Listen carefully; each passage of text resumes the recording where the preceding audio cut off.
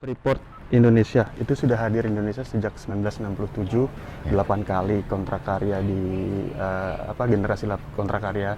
Kalau Bapak melihat selama kehadiran mereka di sini tuh sudah memberikan keuntungan apa bagi Indonesia sih Pak, dan Papua pada khususnya, atau justru merugikan? Ya, Freeport merupakan investasi asing yang pertama yang besar di Indonesia. Dan waktu itu dibuat undang-undang investasi yang disiapkan oleh USAID dan dijadikan basis untuk memudahkan Freeport masuk ke Indonesia.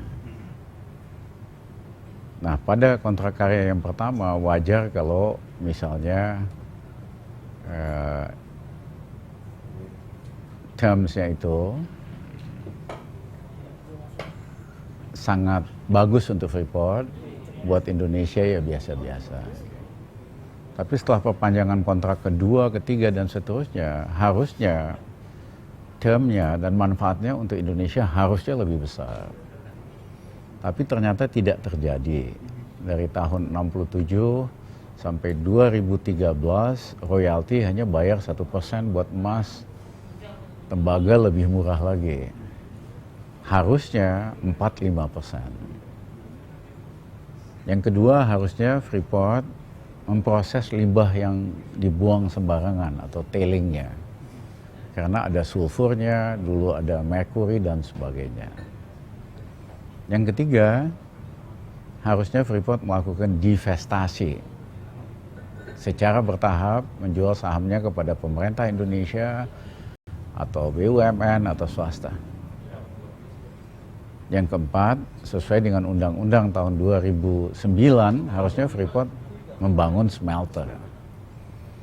Nah, tapi ini semua tidak dilakukan. Karena Freeport merasa pejabat Indonesia gampang dilobi. Gampang ya hengki-pengki lah. Jadi daripada memproses limbah atau bayar royalti lebih murah, ya hengki-pengki aja sama pejabat Indonesia. Ya, itu terjadi pada perpanjangan kontrak di masa lalu.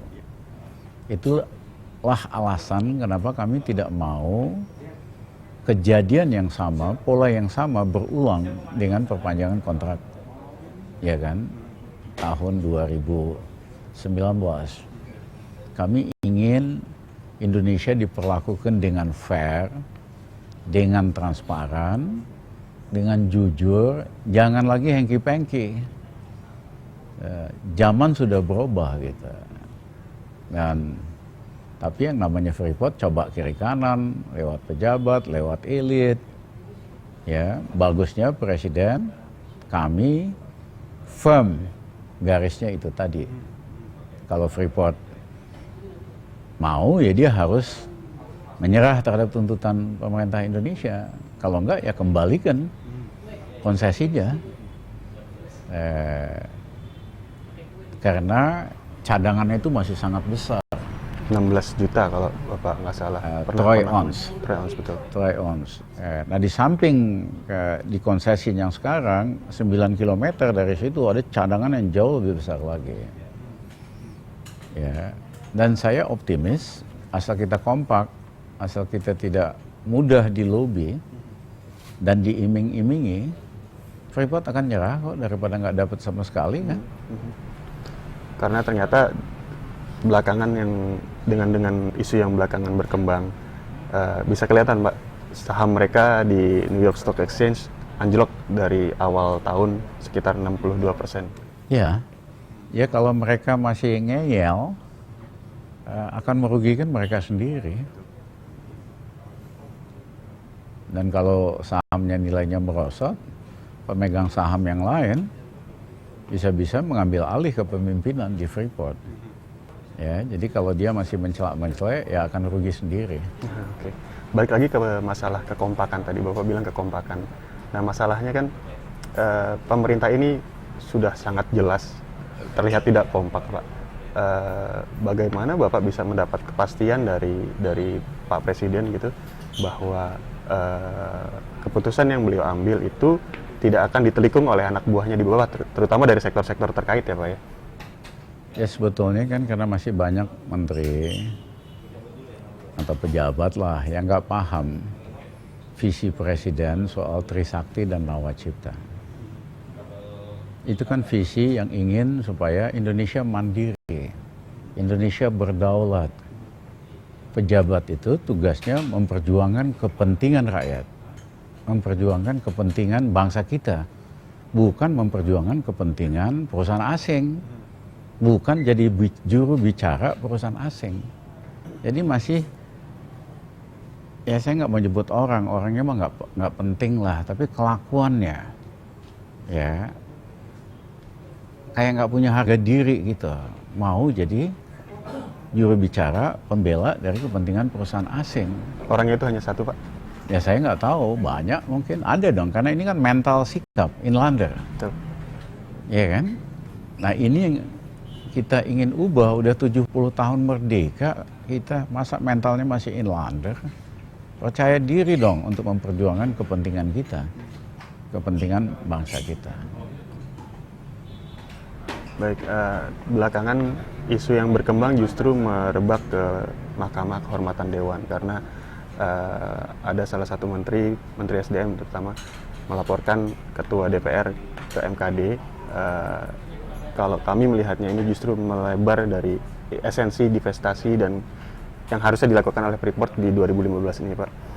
Kalau melihat ke landasan hukum, Freeport selalu berpegang kontrak karya adalah lebih di atas Undang-Undang Minerba dan juga PP 77. Nggak bisa kalau siapa. Kalau dalam pandangan Bapak seperti nggak itu? bisa dong.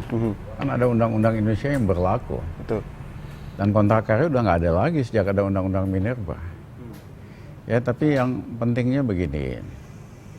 Kalau ingat kronologisnya, tadinya kan sudah mau ditandatangani nih perpanjangan. Betul. Awal Oktober. Bahkan udah nulis surat sama direksi Freeport bakal diperpanjang dan menjanjikan bahwa untuk itu akan diubah peraturan pemerintahnya. Lu kok bisa seorang pejabat menjanjikan perubahan peraturan pemerintah kepada perusahaan swasta? Pejabat ini pegawai Freeport apa Menteri Republik Indonesia? Dia tidak boleh membuat janji tertulis bakal ngubah undang-undang ini demi kepentingan bisnis dari pengusaha. Nah oleh karena itu kami kepret lah waktu itu. Karena kalau nggak udah tanda tangan. Ya akibat prosesnya menjadi makin dinamik, makin terbuka. Kalau kami nggak kepret waktu itu, udah ditandatangani perpanjangan kontrak Freeport. Ya, udah bagi-bagi nih sekarang ini. Ya, jadi dalam kaitannya dengan gaduh, saya katakan ada dua gaduh. Satu gaduh putih. Di sawah tuh banyak tikus. Kalau kita panen kita ingin lebih banyak, lebih bagus, kita mesti bikin gaduh supaya tikusnya kabur gitu. Itu yang saya sebut sebagai gaduh putih. Tapi ada juga yang namanya gaduh hitam, yaitu rebutan proyek KKN, konsesi, dan sebagainya. Nah, begitu ada kemungkinan bahwa Freeport bakal diperpanjang kontraknya, banyak yang menawarkan jasa. Bisa lewat si A, bisa lewat si B, minta ini, minta itu. Sehingga saya katakan begitu mulai ada tanda-tanda bisa, banyak yang menjual pengaruh bahwa kami bisa selesaikan ini itu, ya, sehingga terjadilah apa yang kami sebut sebagai sinetron perkelahian antar geng. Ya, tapi kalau bagi-baginya jelas, gengnya juga pasti damai lagi. Kalau bagi-baginya nggak jelas, ya akhirnya perkelahian geng ini berantem lah gitu loh. Tetapi saya senang karena kalau semakin dibuka ini, makin jelas kelakuan elit Indonesia yang berjuang buat kepentingan bisnis atau keuntungan pribadi atau kelompoknya dan melupakan kepentingan rakyat. Nah, semakin dibuka ini semakin bagus supaya kita belajar di masa datang ini jangan terulang lagi lah. permainan model begini ini nggak lucu gitu. Oke. Untuk divestasi menurut PP 77 kan harus selesai ada 10,64% yang dilepas tahun ini, Pak. Nah, itu yang akhirnya kabur oleh perang antar geng itu. Freeport berpegang sesuai kontrak karya bahwa mereka bisa divestasi tapi ingin melalui IPO. Nah, sementara pemerintah ingin penawaran langsung. Ya kalau itu sih soal teknis nggak ada masalah gitu kan. Iya kan?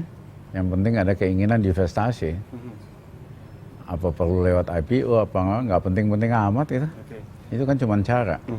Tapi bagaimana seandainya, karena yang kami dapat informasi dan sudah kami beritakan Pak, Juli 2016, kalau pemerintah tidak juga memberikan perpanjangan, mereka akan membawa ini ke arbitrase, Pak.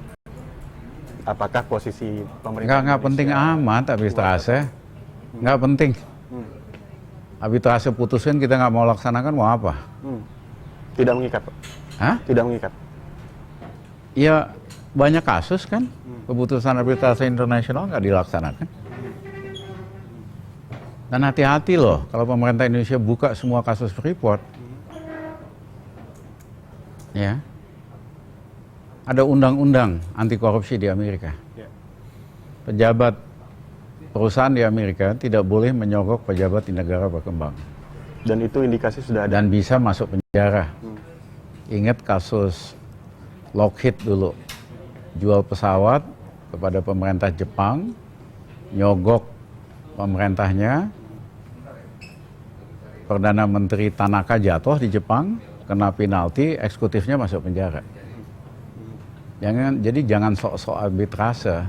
Faktanya banyak sekali kok kalau kita buka. Justru seharusnya pemerintah yang memiliki kekuasaan untuk bisa membawa Freeport ke arbitrase gitu, Pak? Kita tidak tertarik untuk melakukan arbitrase. Tidak itu? Tidak tertarik. Freeport pasti menyerah kok ini. Sepanjang dia melakukan kewajibannya yang 5 itu sesuai permintaan Ya, pemerintah? pasti menyerah. Oke.